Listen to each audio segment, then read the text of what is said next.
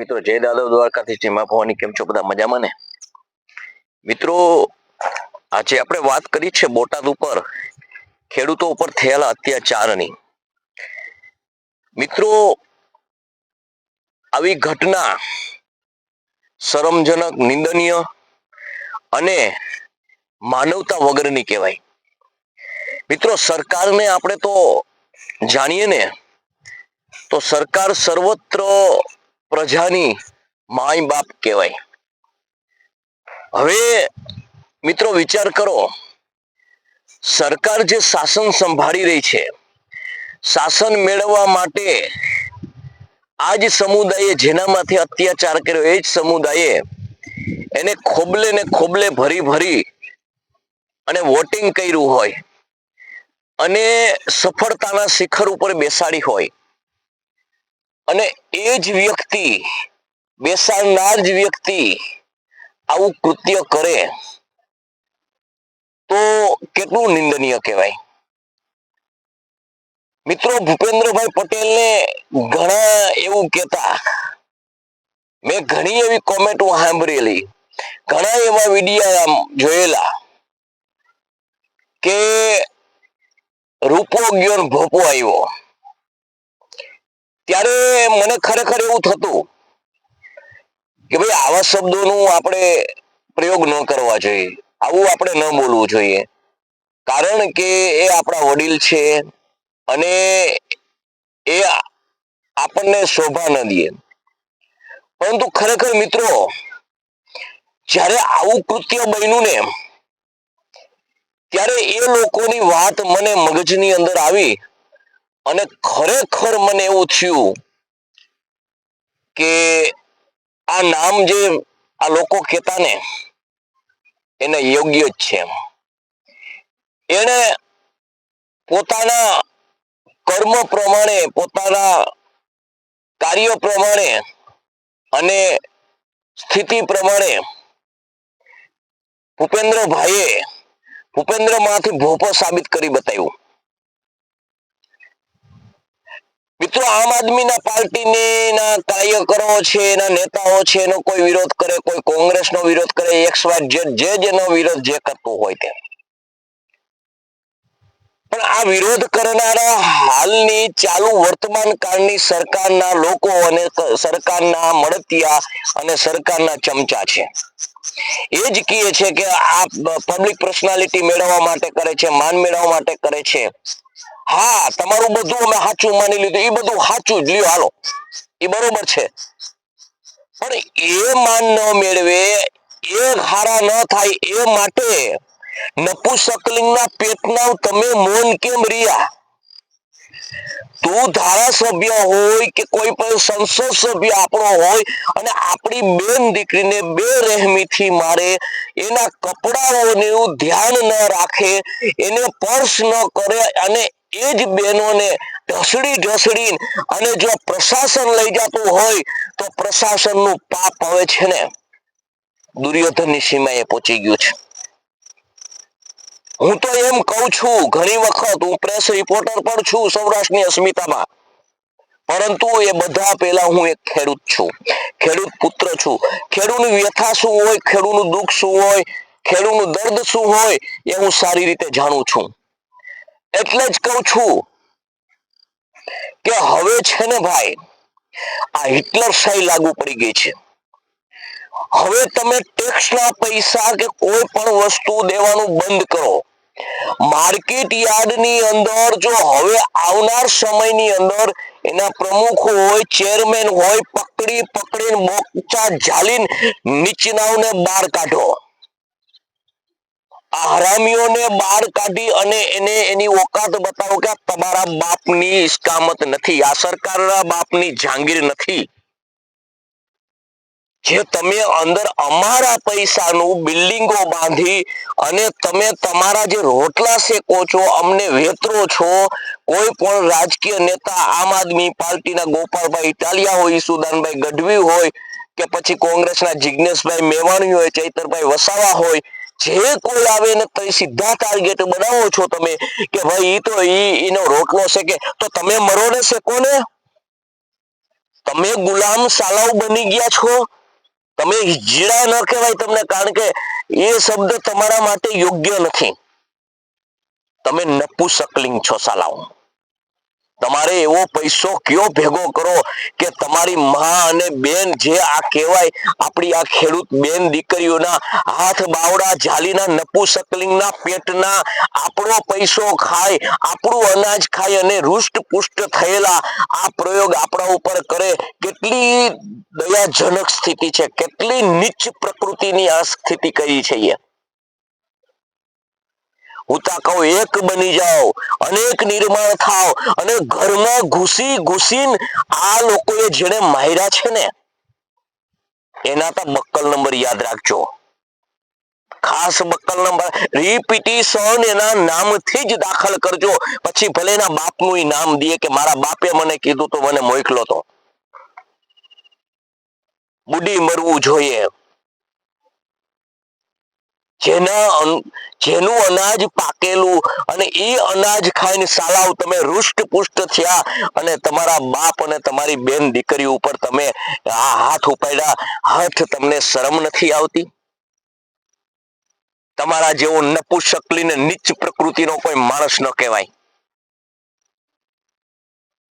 અને હવે છે ને નરેન્દ્ર મોદી એમ કે છે ને કે જગતનો તાત છે, અમે તારી યોજના અમારે એકે નથી જોતી ભાઈ. અમને અમારું ખાવા દે, અમને અમારી રીતે રહેવા દે.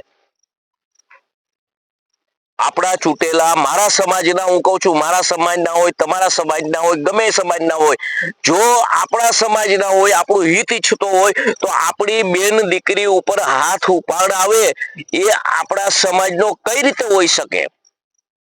આપણો સમાજ એટલે ખેડૂત સમાજ. હજી હું કહું છું, સમજી જાઓ. જાતિ ભાતિમાંથી વેચાવાનું મૂકી દો અને સમજી જાઓ. અને હવે છે ને સત્યાગ્રહનો જમાનો નથી. હવે તૈયાર રાખો કે દીકરો વણશંકર થાય ને તો બાપ મારે. એમ આપણે એના બાપ છીએ, જગતનો તાત છીએ. ત્રિકમને પાવડાના હાથા ઢીલા કરીને ઘરમાં રાખો. આપણે યુદ્ધ કરવાના જાવ. ઘરમાં આવે ને એટલે એના બાપમાં ફેર હોય જો હામો ન મારે ના. ઘરમાં આવીને જો મારી જતા હોય, કોઈ નામ નિશાન વગર મારી જતા હોય, કોઈ પણ આરોપ વગર મારી જતા હોય અને એની મન ધાયરી કરતા હોય તો આવું કેટલા દિવસ સહન કરવાનું? કેટલા દિવસ સહન કરવાનું? એના માર ખાઈને મરવું એના કરતા મારીને મરવામાં શું વાંધો છે? અને આપણા પાસે રેવા શું દીધું છે આ ચોરના પેટના? એ દેવાયત પંડિતની વાણી હતી કે પ્રજા ઘાણીએ ઘાલાહે અને તેલ નીકળશે. આ બધું સાબિત થયું છે. આ બધું સાબિત થયું છે. આ ઘાણીએ ઘાલીને તેલ કાઢે છે આપણું. નથી દેવું માર્કેટ યાર્ડ ની અંદર. અરે માર્કેટ યાર્ડ કરો, ખાલી લઈ લ્યો, ધોકાને કહી દો અને ઉમટો કે ભાઈ છે ને માર્કેટ યાર્ડ અમારા બાપનું છે, ખાલી કરી નાખજો, નીકળી જાજો બહાર. અમારા પૈસે હાલે છે, અમારા પૈસાના બિલ્ડિંગ છે. તમારા બાપની જહાંગીર નથી. તમે ઘરમાં ગળી ગળીને મારો અને પછી ગમે તે પાલટી આવે તમા એનો સહારો બને એને તમે એમ કહો કે ભાઈ એ તો પબ્લિક પર્સનાલિટી મેળવવા માંગે છે. અરે તમે ચોરના પેટના હો. તમે કેમ ના આવ્યા? તમારે બુડી મરવું જોઈએ. તમે કેમ હું હતા? ચાલુ ધારાસભ્ય હોય, 40 સાંસદ સભ્યો હોય, કોઈની બેન દીકરી છે, આપણી છે ને, ગમે સમાજની દીકરી બેન દીકરી છે, એના વાળ પકડે, એના હાથ પકડે. અરે ધિક્કાર છે તમારા હાથને. દુત્સાસન જેમ તમારા હાથને કાપીને ઝીકી દેવા જોઈએ, ઉખેડી નાખવા જોઈએ તમારા હાથને. વ્યથાને વેદના કોકની સમજો, કોકની પીડા સમજો. આ સરકારને ખરેખર હું પ્રતિજ્ઞા લઉં છું કે આજ પછી હું કદાચ ને મારો હગો ભાઈ આવે ને તો આવું તંત્ર જ્યાં સુધી રહે ને એવી ભાજપને આજીવન મત આપે ને એના બાપમાં ફેર હોય.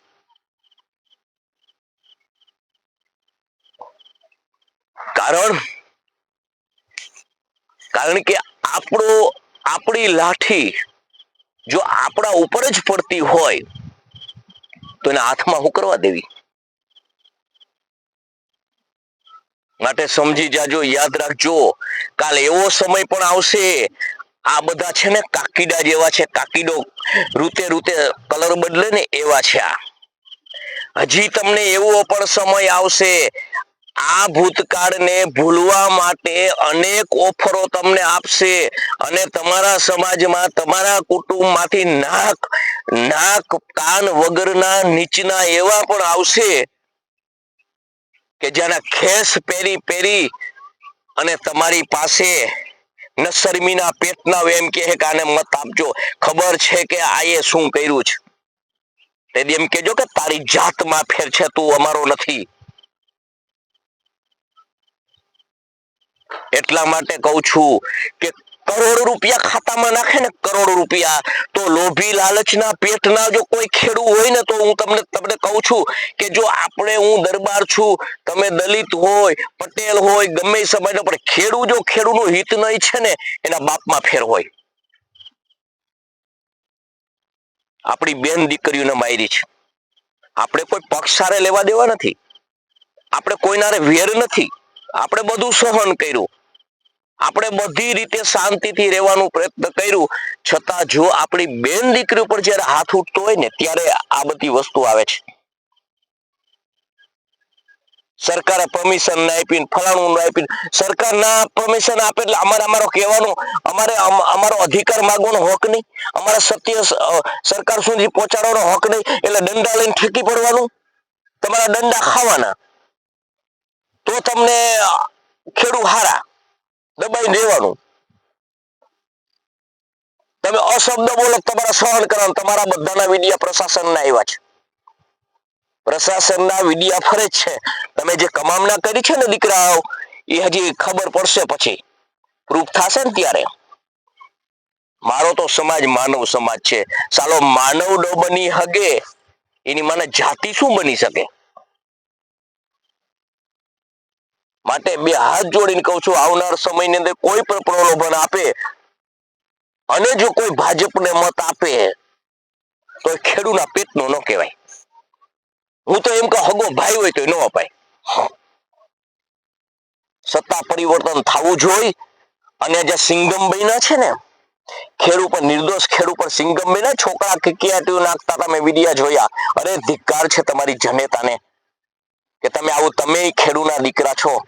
અરે સાલાવ, તમે પૈસા માટે, તમારા રોટલો ખાવા માટે સાલાવ બેઈમાની ધંધો કરો છો, બુડી મરો. ધિક્કાર છે તમને.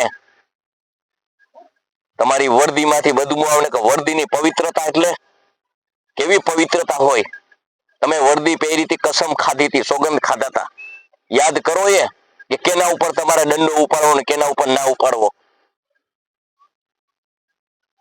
તમને કોઈ સત્ય નહીં કહે. માટે મિત્રો, વ્યથા વેદના, મને તો કાલની નીંદર ઉડી ગયા જોવું ને ત્યારે. ખરેખર શું કરાય આનું? એમ એક બની જાઓ હવે મારા ભાઈ, એક બની જાઓ, કોઈ જાતિ ભાતિમાં ના વેચાઓ. નકર તમારા છોકરાને મેં કીધું ને ઘણા વિડીયામાં, કે ખાડો તૈયાર છે, બાવડા પકડીને તમારા હાથે નાખશે ને તમને એવી બચવાની લાલચે તમારા હાથે ધૂળ વરાવશે. શું જીવીને કરશો પછી?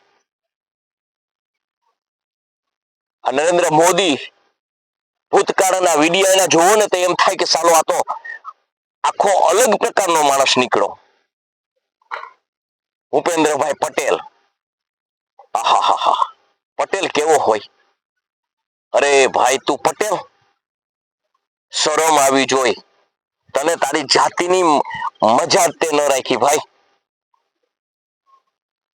નકર તારાથી ઓર્ડર થતો તો હું ખેડી લે તારો નરેન્દ્ર મોદી.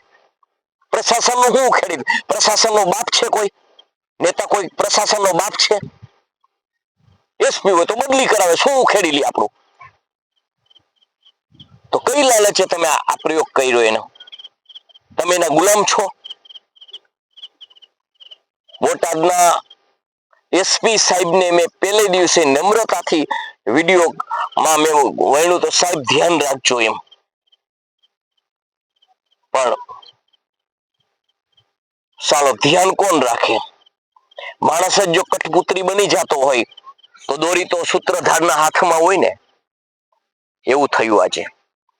તો તો મિત્રો અમારી વ્યથા વેદનાનો જે વિડીયો જે છે એ તમને કેવો લાગ્યો તમે જણાવજો, અને સાથે સૌ સાથે મળીને રહેજો.